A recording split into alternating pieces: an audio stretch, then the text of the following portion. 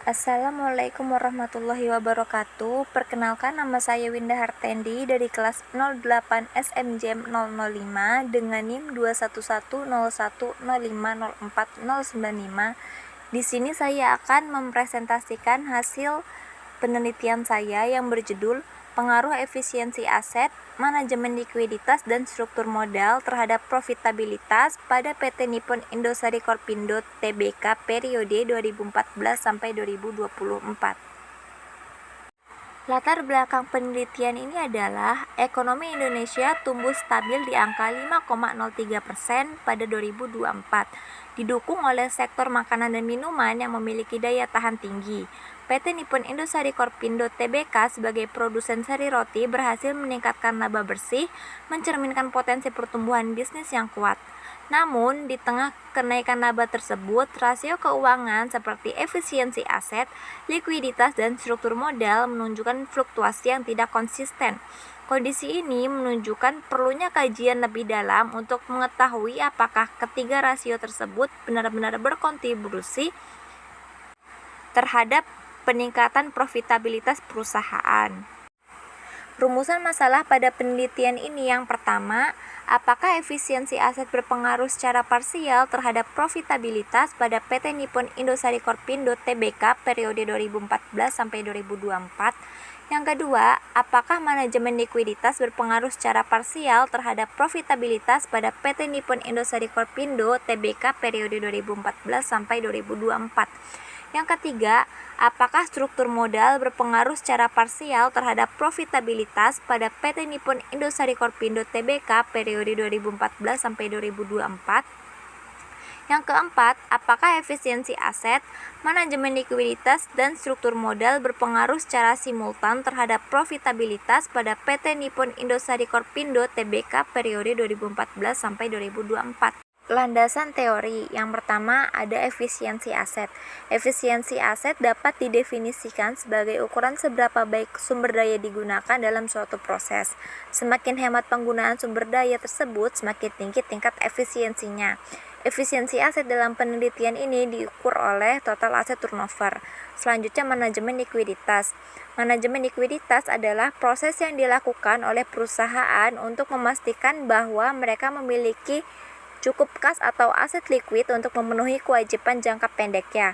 Dalam penelitian ini, manajemen likuiditas diukur oleh current ratio. Selanjutnya, struktur modal. Struktur modal adalah komposisi antara utang dan ekuitas yang digunakan oleh perusahaan untuk membiayai asetnya. Struktur modal dalam penelitian ini diukur oleh debt to asset ratio. Selanjutnya, profitabilitas. Profitabilitas adalah ukuran kemampuan perusahaan untuk menghasilkan keuntungan dari operasinya. Profitabilitas dalam penelitian ini diukur oleh return on asset.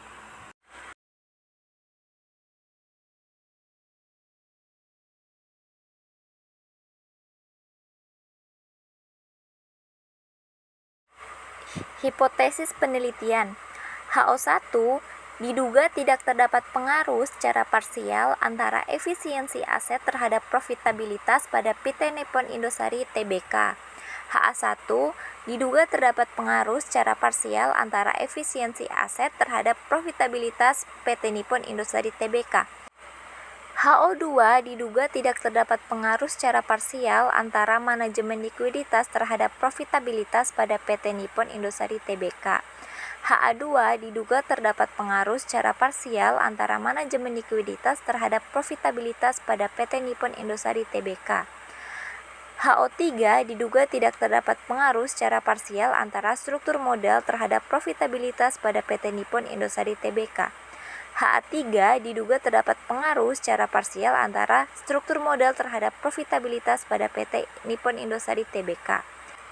HO4 diduga tidak terdapat pengaruh secara simultan antara efisiensi aset, manajemen likuiditas, dan struktur modal terhadap profitabilitas pada PT Nippon Indosari Tbk.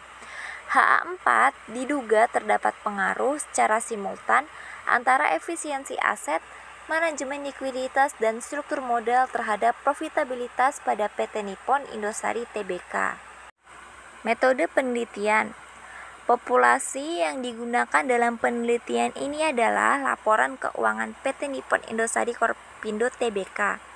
Sampel dalam penelitian ini adalah laporan keuangan raca dan laporan laba rugi pada PT Nippon Indosari Korpindo Tbk periode 2014 sampai 2024. Jenis data yang diambil adalah data sekunder, yaitu laporan keuangan laba dan rugi.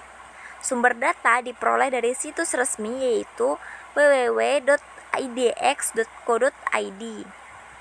Metode pengumpulan data yaitu dengan dokumentasi, studi kepustakaan, dan internet research. Selanjutnya definisi operasional penelitian. Variabel bebas atau variabel independen yaitu efisiensi aset yang diproaksikan oleh total asset turnover sebagai X1 dan manajemen likuiditas yang diproaksikan oleh current ratio sebagai X2 dan struktur modal yang diproaksikan oleh debt to asset ratio sebagai X3. Dan variabel terikat atau variabel dependennya yaitu profitabilitas yang diproaksikan oleh return on asset sebagai variabel Y. Metode analisis dalam penelitian ini yang pertama yaitu analisis deskriptif, yang kedua uji asumsi klasik yang mencakup normalitas, multikoliniaritas, heteroskedastisitas, dan autokorelasi. Yang ketiga analisis regresi linear, yang keempat uji hipotesis yaitu uji T dan uji F, yang terakhir koefisien determinasi R². Hasil analisis data. Hasil analisis deskriptif yang pertama, TATO atau total asset turnover memiliki rata-rata 79,09%. Current ratio memiliki rata-rata 245,27%. Debt to asset ratio memiliki rata-rata 40,18%. Dan return on asset memiliki rata-rata 6,87%. Hasil hipotesis uji T. TATO memiliki nilai signifikasi sebesar 0,001 kurang dari 0,05, yang artinya TATO berpengaruh positif dan signifikan terhadap return on asset. Current ratio memiliki nilai signifikasi sebesar 0,936 lebih dari 0,05, yang artinya current ratio berpengaruh positif tetapi tidak signifikan terhadap return on asset.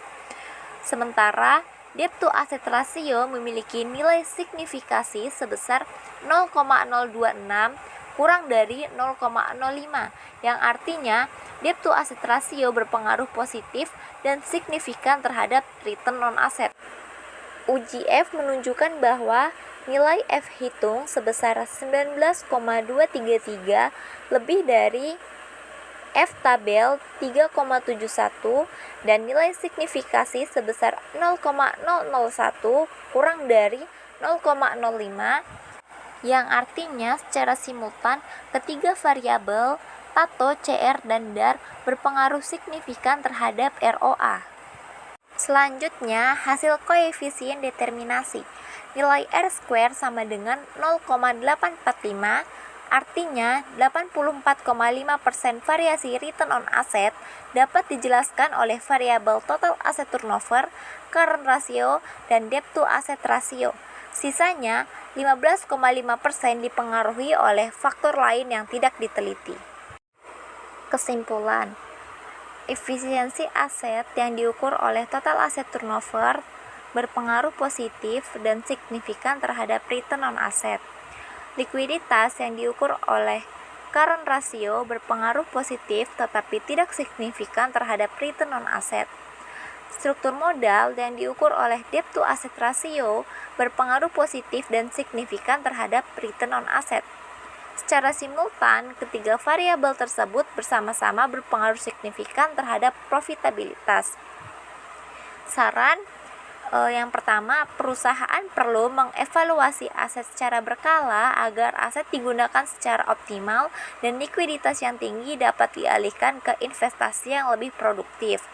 Yang kedua, tambahan utang sebaiknya difokuskan pada ekspansi seperti peningkatan kapasitas produksi atau distribusi, bukan untuk operasional rutin.